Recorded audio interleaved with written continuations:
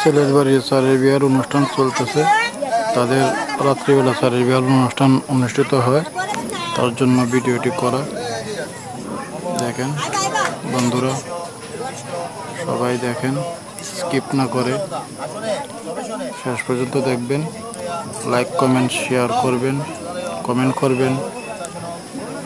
ভালো মন্দ যার যে কাছে যেমন লাগে ভালো মন্দ শেয়ার করবেন, লাইক করবেন, কমেন্ট করবেন।